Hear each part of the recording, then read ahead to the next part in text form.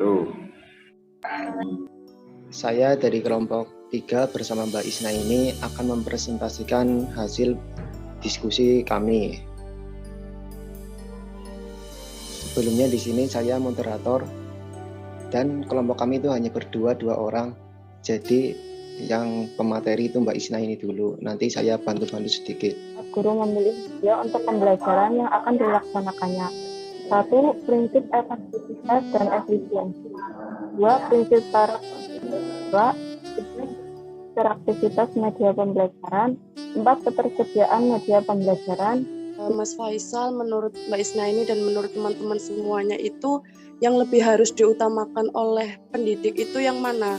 Apakah sumber belajarnya terlebih dahulu ataukah media pembelajarannya terlebih dahulu atau bagaimana? Terima kasih. Ya. Sepakat dengan yang dikatakan oleh Mas Faisal. Yang diutamakan terlebih dahulu yaitu sumber belajar. Ketika sudah menemukan sumber belajar, lalu tinggal disesuaikan dengan pemilihan alat medianya. Mungkin seperti itu, Bu. Jadi antara sumber belajarnya sudah jelas, lalu tinggal disesuaikan dengan alat medianya. Oke, ada sumber daya yang akan menyampaikan materi atau guru, atau kadang-kadang kita sebut dengan al-mudarris, ya, al-mudarris. Ini sangat penting juga. Nah, makanya nanti ketika kita membahas pembahasan tentang guru ini lebih penting dari materi. Guru ini lebih penting dari media, dari metode. Kenapa? Karena memang kita sedang membahas tentang guru. Nanti kalau skripsi, ujian skripsi, mungkin ada pertanyaan seperti itu, menjawabnya begitu. Jadi tidak ada istilah harga mati bahwa bahan atau media itu lebih diutamakan daripada sumber, atau sumber lebih diutamakan daripada media. Tergantung dari sisi mana kita memandangnya atau mengkajinya. Sekiranya kita tadi perspektifnya adalah tentang sumber, berarti materi itu sangat penting. Sangat penting. Begitu juga ketika kita bicara tentang metode, berarti metode yang dipentingkan. Jadi tidak mutlak ya, tidak mutlak. Kemudian yang penting di sini sebetulnya guru aja tadi tidak berhenti sampai di situ kok. Kalau kita ngaji ke ini penggagas awalnya kan Bapak siapa itu namanya, yang dari Gontor kan itu. Tapi kemudian ditambahkan oleh kiai-kiai yang lain seperti Hasan Abdullah Sahal. Itu juga kurang sreg dengan pendapat itu ya. Dan kesininya banyak sekali, bahkan para profesor juga ikut menggagas itu.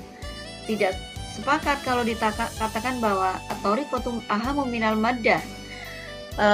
Itu tadi karena perspektifnya berbeda. Ketika dikatakan al-mudarris nafsuhu, guru itu sendiri itu tidak bisa berhenti sampai di situ. Kenapa? Karena ada yang lebih penting dari itu, yaitu jiwa guru, soul atau ruhul mudarris. Nah kan begitu. Makanya begitu kita bicara tentang guru, nanti kalau dielaborasikan dengan perundang-undangan atau regulasi, nanti ada yang namanya kompetensi yang harus dimiliki oleh guru. Antara lain ada kompetensi kepribadian gitu kan, sosial. Ini menunjukkan bahwa tidak bisa dipisah hanya dengan profesional saja, tapi pribadinya dia harus mantap. Kemudian pedagogik ini sangat terkait erat dengan kejiwaan, bagaimana menghadapi anak-anak dengan usia seperti apa gitu kan. Kemudian juga ini berhubungan dengan bagaimana dia berinteraksi dengan orang lain. Ini juga kaitannya nanti dengan, jadi sosial, pribadi, pedagogis itu semuanya saling terkait. Tidak ada satupun yang bisa berdiri sendiri. Jadi kalau dikatakan tadi bahwa ini kok mati, kenapa?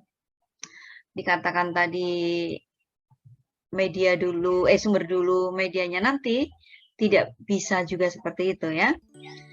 Jadi semuanya terkait erat gimana perspektif kita.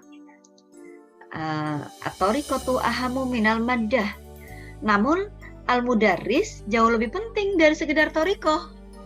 Guru itu dari sekedar media, metode, itu jauh lebih penting. Nah, contohnya gimana coba? Contohnya misalnya 11 orang Maradona di lapangan. Jika semuanya pada penyakitan, ya misalnya di situ penyakit apa saja lah, rabies dan lain-lain, maka tidak ada seorang pun yang bisa memasukkan bola ke gawang, ya enggak? Iya enggak? Ya. Iya, jadi artinya memang di sini ini tidak ada sesuatu yang mutlak berdiri sendiri.